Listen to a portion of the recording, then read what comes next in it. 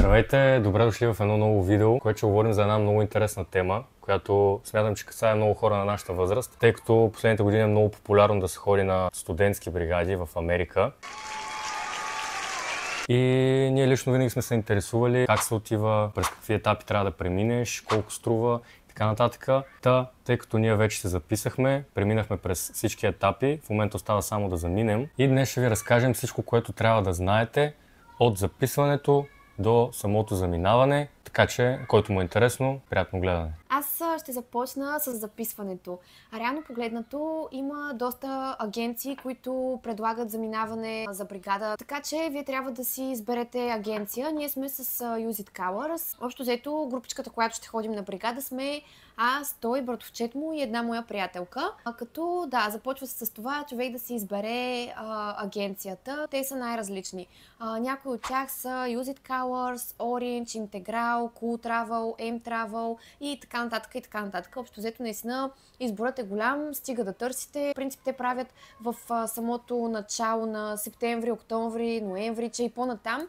В самия университет идват хора и по някакъв начин, нали, питат ходили ли сте на бригада, искате ли да отидете на студентска бригада и си промотират агенциите. Ние се сформирахме групичка от 4 човека, както споменах по-рано, и отидохме да се запишем. Важна вметка да направя тук е, че ако се запишете до края на октомври месец, така и по принцип с повечето агенции, имате отстъпка от цената на бригадата $200. По принцип цената е $1599. Ако се запишете до края на октомври, ви е $1399. Като записването започва още септември месец, средата или края. Колкото по-рано се запишете, толкова по-добре ще бъде за вас, понеже ще имате възможност да сте едни от първите, които ще отидат да си заявят работна оферта, ще можете да разгледате, да имате повече време на подготовка и на вас лично да ви е по-спокойно. Цената, която плащате към агенцията, която в случая е $1399, може да се плаща по различни начини, като всяка агенция предлага различни варианти. Един от вариантите е чрез финансиране директно от агенцията, като в случая те ви плащат пакетната цена и вие след като се върнете от бригадата, плащате на тях. Другия вариант е чрез кредит от банката, като това са такива студентски кредити, които банките знаят много добре каква сума ще ви е нужна и отново се изплащат след като се върнете от бригадата. Вие сами си задавате дата, доколкото знам, но има естествено и някакво оскъпяване. И третия вариант, който използвахме ние, е да плащаш на вноски. В началото, когато се подписва договора, ние платихме, мисля, че 700 лева. $199 е депозита. $199 е първоначалната вноска, което се равнява на 300 и няколко лева. Това е за да се запишете за самата бригада, подписвате договора и от тук нататък има неща, които трябва да платите отделно от тази цена. Едно от тези неща е таксата сервис, която се плаща задължително, когато отиваш да работиш в Щатите. Тя се плаща веднъж, струва $35, като задължително е, няма как да я пропуснете. Друго, което не влиза в тази пакетна цена, са самолетните билети, които отделно си ги закупувате. Също така джобните, които ще отидете с тях, което е логично. И визовото интервю също го заплащате отделно, като това става на каса на EasyPay. То струва 330 лева. И последното нещо, което ви съветваме да направите, когато се записвате за такава бригада, е да си платите и за застраховка. Като има различни видове застраховка, не говорим за застраховка живот, а за застраховка на парите, които плащате. Защото всичко се случва, може да се затворят граници, може да не можеш да заминеш. Всякакви проблеми, които възникват, трябва да се застраховате срещу тях. Имаше няколко вида застраховки, като ние избрахме най-изгодната за нас. По спомени, нашата застраховка струваше $99, като тя включва връщане на част от сумата, която сме дали. Не помним просто какви са другите застраховки като цена и като възможност да ви върнат парите, но хубаво е да се направите застраховка. Просто за всеки случай, понеже всичко се случва и може да нещо да ви изникне, да нямате възможност да заминете и поне по този начин имате някаква гаранция, че парите ви ще бъдат върнати. Така, до тук бяхме с записването, след това преминаваме към вторият етап, в който вече сме се записали и съответно чакаме работодателите да започнат да пускат работните оферти, като е хубаво да преглеждате абсолютно всички оферти, независимо дали сте си казали аз ще съм тук, аз ще съм там. Понякога излизат такива оферти, които е по-добре, как да кажа, да се прежалите, че няма да сте на място, на което сте искали в самото начало, но самата оферта ще ви допадне и ще бъде по-изгодна за вас. Ние разглеждахме всички оферти и отделяхме на лист офертите, които ни бяха направили най-силно впечатление. При самите работодатели, когато си пускат офертите, на тях има абсолютно всичко. В кой щат сте, на кое място, има локация, приемно време, на каква позиция ще работите, какви задължения ще имате по време на тази работа, какви са ви почивките, дали има хаузинг, дали няма хаузинг. Общо взето в тези оферти абсолютно всичко е описано. Нещо интересно, ако не сте записани за самата бригада, не се дава да се погледне цялата оферта с абсолютно всичко, което е за тази оферта. Затова трябва да сте записани, за да видите от до нещата, които изборих преди малко. Също нещо важно, което да вметна, е, че това преглеждане на офертите отнема доста време. Затова наистина отделете го това време, защото ще си струва. Не просто да прегледате дали ви харесва $15, $20 и да кажете това ще е. Прегледайте, отделете тези, които най-ви устройват. А ние, което също правихме, е да преглеждаме и на Google Maps, къде се намират самите места, на Street View, да може да видим какво представлява мястото, наоколо дали има някакви магазини или възможни места за втора работа, защото това също е много важно. Не да се забиете на някакъв курорт, където няма абсолютно нищо и вие няма какво да си намерите за втора работа и после ще ви яд. Така че ясно е, че отивате на първо място да работите, да изкарате някакви пари, така че помислете за това, отделете време, разгледайте както трябва. Като колкото и да ги разгледате работните оферти, те така са направени, че общо взето всяка една работна оферта има своите плюсове и минуси. Тоест, ако на едното място ви заплащат $18 на час, хаузинга може да ви струва $100 да кажем, а на другото място може да взимате $15 на час, обаче пък ще имате безплатен хаузинг. Така че, общо взето, като ги сравните, са сходни, но все пак имаше топ оферти, които бяха наистина много добри. След като вече сте разгледали, имате някаква представа какво искате да работите и къде, трябва да подадете желанията си. Като в началото на декември месец се случи при нас, ни изпратиха имейли, в които ни посочват дата и час, на които трябва да се явим в офиса на нашата агенция. Естествено, ние не разбрахме за какво става въпрос, защото ние за първи път очевидно. И се обадихме по телефона, те ни обясниха, че трябва да отидем в този уговорен час, да подадем 5 или 6 работни оферти, подредени от най-желана до най-малко желана от нас и да се борим за най-желаните. Като тук идва момента, в който става ясно, че е важно колко рано си записал за самата бригада.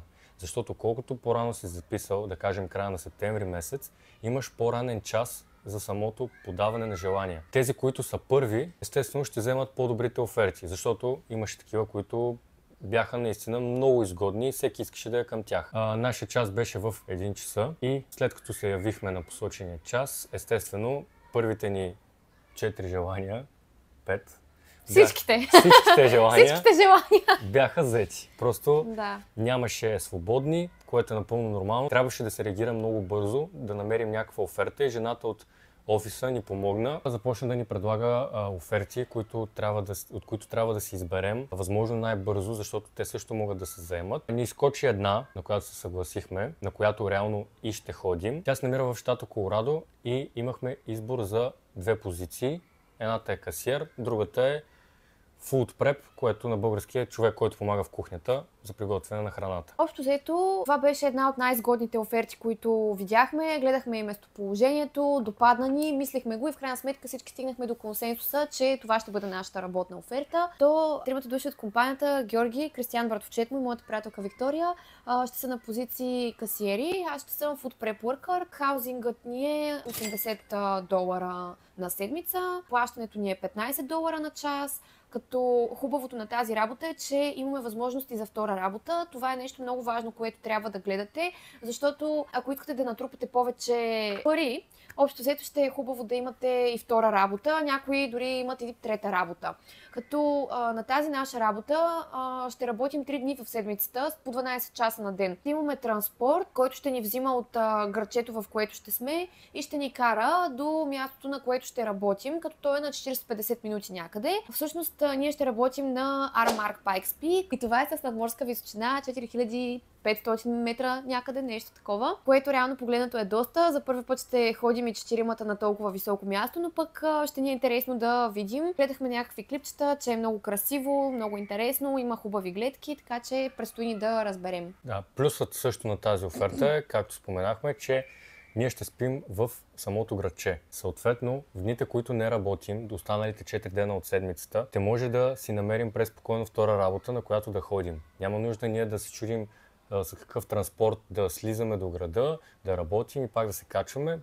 Самото място, на което живеем, е в града, което е много голям плюс според мен. Нещо важно, което искаме да ви посъветваме, е да гледате дали имате осигурен транспорт от място, на което живеете, до работното ви място. Да гледате дали работните оферти предлагат хаузинг. Най-добре според нас е да имате осигурен хаузинг, а не като пристигнете и да се чудите къде да отидете, какво да правите, ама то пък тук не е свободно, там не може, много скъпо излиза, така че това е нещо, с което трябва да се подсигурите предварително според мен. И друго нещо важно, което трябва да знаете, е приемното време на вашия работодател. При нас, в нашия случай, е понеделник и вторник от 9 до 3. Съответно, ако пристигнем след това приемно време, ние ще трябва да си наемем нощувка в някакъв хотел. Затова и реално погледнато ние решихме да заминем понеделник, за да може да пристигнем понеделник, ще пристигнем извън работното време, но хубавото е, че ще се наложи само една нощувка да имаме и на следващия ден веднага ще можем да се настаним, а не да се налагат 4-5 нощувки да се правят някъде. Така че това нещо е много хубаво да си го подсигурите предварително. След като вече имате осигурена работна оферта, следва интервюто с самия работодател. Интервюто се провежда онлайн с камера и микрофон, като това не е нещо особено, не е страшно. Говорите с някой от екипа на работодателя, в някои случаи и с самия работодател, но при нас ние говорихме, смисъл, че с човешки ресурси от екипа. Някакъв менеджер беше. Една жена, като по двойки бяхме, аз и Кристиян бяхме заедно, след това бяха те двете и нещата, които ни питаха нас, бяха откъде сте, как се казвате, с какво се занимавате, какви интереси имате. И общо взето завързахме една дискусия с момичето. Беше забавно, нито нещо толкова сериозно, като накрая тя ти казва супер, имаш работната оферта. Общо взето нищо притеснително, но за това интервю с работодателя трябва да проучите. Предварително те ще ви изпратят имейли, ще ви разяснят самата агенция как стоят нещата, но трябва да имате, има платформа, в която се провежда това интервю. Трябва да си инсталирате предварително тази платформа. Аз бях най-притеснена от всички в цялата група и разбира се, аз започнах да се подготвям за интервюто, може би 20 минути преди това, обаче нямах изтеглено приложението. Тръгвам да си го изтеглям, нещо ми бъгна App Store, после нещо ми пише, че ще се инсталира след 12-13 минути, после ме викнаха в някаква друга стая, защото той е като все едно Google Meet, те викат в различни стаи, обаче беше нещо по-различно. Може би някъде тук ще го, не знам, тук-там. Някъде ще го оставим тук. Отделно от това съм супер притеснена, викат ме в някаква друга стая, телефона ми нещо бъгна, после ми казаха, добре, влез в имейла, оттам влез, аз влизам в имейла, всичко в имейла и се изтрива и няма абсолютно нищо и аз шаши паника. Предварително е хубаво да си ги направите тези неща, а не като ме в последния момент и после да се вайкате, да се чудите, оле сега какво да правя. Така, това беше при нас относно интервюто с работодателя. Така се случи, но има и варианти, в които хората да си запишат сами видео, в което се представят и обясняват някакви неща за себе си и пращат това видео на работодателя и той ги одобрява. Чувала съм и за някакви ситуации, в които дори няма нещо като интервю, просто са като окей, ти си одобрен. Така че тук вече си е строго индивидуално, но главно всеки път, обичайната ситуация е, че се провежда такова интервю, каквото беше и при нас.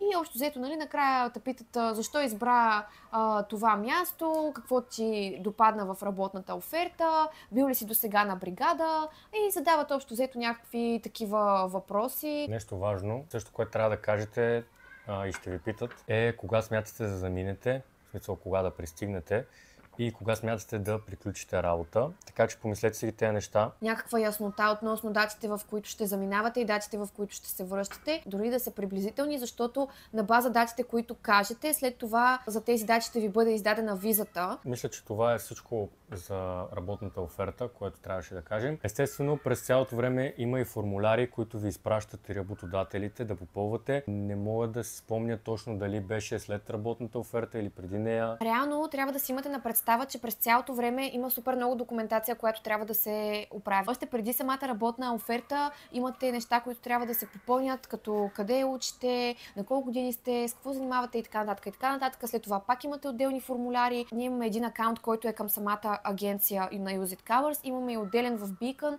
който вече там е с работодателя, да си видим, нали, каква ни е работната оферта, GS 2019 формуляра, което е формуляра за визовото интервю, и общо взето за формуляра за визовото интервю е доста дълъг.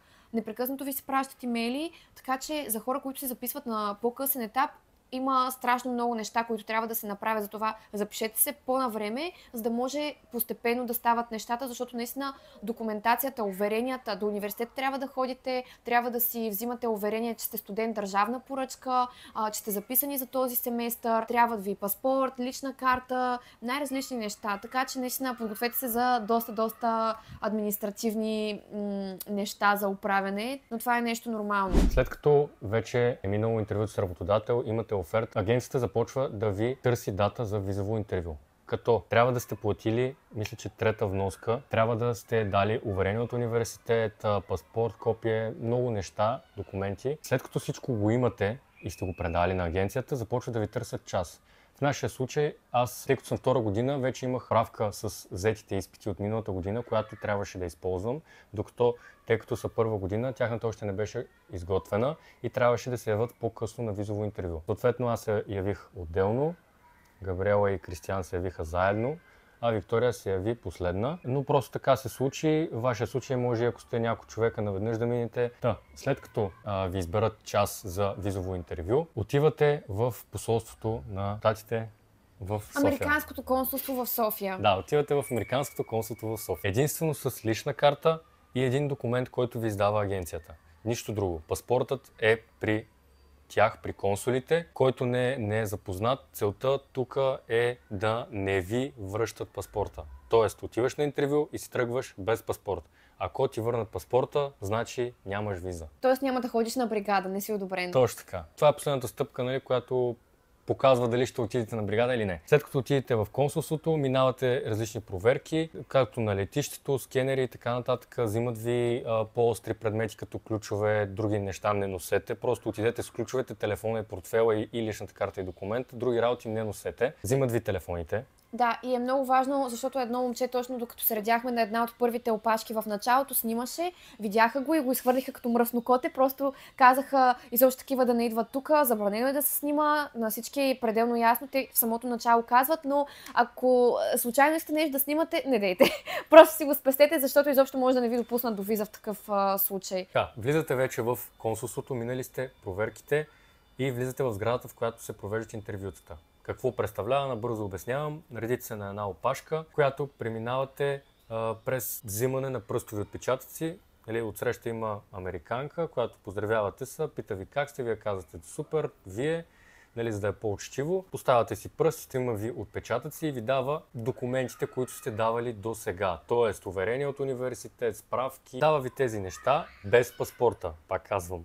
Той е в тях. Тези неща се нареждате на втората опашка, която вече е за самите гишета с интервюиращите консули. Когато се дойде вашия ред и се освободи гише, заставате, като започва вашето визово интервю. Това може би е най-плашещия момент от цялата бригада, но много зависи на какъв човек ще попаднете. В моя случай ме питаха два въпроса: как се казваш и къде ще работиш. Нищо друго. В моя случай ме питаха 5 въпроса, но може би проблема си беше в мен, защото аз, когато съм притеснена, аз бях изключително притеснена отново. В принцип много се притеснявам преди такива неща. Просто се заговорих с жената и започнах да я обяснявам някакви неща и тя, така ли, да, добре, и какво, нали?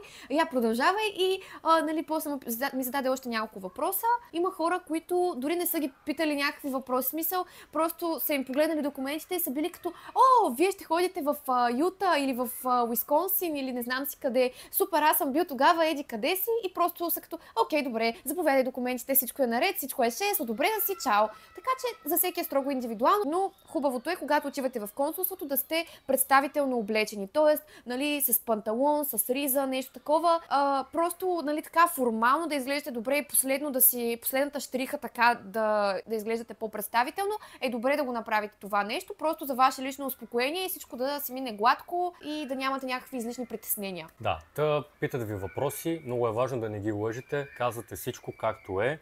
Те виждат абсолютно всичко. Няма смисъл да ги лъжите, защото ако ги излъжете, ще стане по-зле. Съответно, ако те питат дали защо влачиш този изпит, защо не си го взел, обясняваш. Няма защо да ги лъжете, всичко знаят. По-добре си кажете истината. Ако нямате някакви криминални проявления и някакви такива неща, няма какво да се притеснявате. Да, взимате си визата, казват визата ви е одобрена и не ви връщат паспорта. Пак го казвам. След този етап вече сте минали през най-важните стъпки. Единственото, което ви остава е да си вземете паспорта, който се изпраща от консулството към вашата агенция, така че него си го взимате от самата агенция. Последният етап, който ви остава преди самото заминаване е да изберете самолетни билети, да ги резервирате и да ги платите, като ние го направихме. Вчера избрахме билетите и днеска ги платихме. Самото запазване на билетите става, когато от агенцията ви изпратят имейл, да се задействате, да отидете при тях на място, да кажете от кое летище ще пътувате, до кой град и така нататък. Като момичетата в агенцията на място намират най-изгодното за вас, предлагат ви една-две опции, като съобразяват стоене по летища, дали ще ви стигне времето да хванете следващия полет, всичко. Просто за да е най-изгодно за вас, като нашите билети са 3 полета на отиване и 2 на връщане. Не знаем откъде ще се върнем, не сме го решили още, но просто за отправна точка избрахме Ню Йорк, тъй като има най-много полети, най-лесно се сменят билетите там. Най-ниски летищни такси също така. И плюс това всички искаме да отидем до Ню Йорк и да го видим, така че със сигурност мисля, че ще се ходи до Ню Йорк. Да, мисля, че общо взето за билетите е това, като може да си сменяте датата на заминаване, датата на връщане. Имате едно безплатно канцелиране за отиване, едно безплатно канцелиране за връщане, но това става въпрос за ако е от едно и също летище. Ако вече летищата са променени, примерно от Ню Йорк, искате да се върнете вместо от Ню Йорк от Хонолулу, тогава със сигурност ще ви се оскъпи повече. Така че ако е от същото летище за дата, за час, няма проблем, тези неща са ви безплатни в рамките на един път. И също така нещо много важно да споменем за визата, защото при нас това се възникна като проблем. На момчетата визата е от 30 май, а пък моята виза заедно с на Виктория е от 28 май. Съответно, ние това нещо не го знаехме. Няколко дни преди самата виза да е активна, ти можеш да влезеш в щатите съвсем легално, без да ти направят никакъв проблем. А за връщането вече, след като ти изтече самата виза, имаш възможност един месец след като ти е изтекла визата да обикаляш в щатите, защото това се води като един месец на пътуване за студента, за опознаване и общо взето да. Също, което забравихме да вметнем, сега се сещам, е, че преди самото визово интервю от агенцията ви викат в определен час да направите пробно интервю, в което те ви казват всички възможни въпроси, които могат да ви питат, обясняват ви как да отговорите, какви неща да не казвате. Съответно, няма изпадаме сега в подробности, защото са много работи, но ако се решите да се запишете, ще ви обясня, това е най-лесното нещо. Интервюто не е нещо особено, да. Общо взето това, мисля, че е всичко. В интерес на истината, доста са нещата. В общи линии това е. Надяваме се да сме ви били от полза, да сме ви казали нещо полезно. Да, сега остава само да заминем и да видим какво ще става. Ще се опитаме и да снимаме оттам самото пътуване. Да, ще направим видеа, които и за нас ще бъдат интересни, да си ги гледаме след това. И да, мисля, че това е всичко. Довиждане и до нови срещи!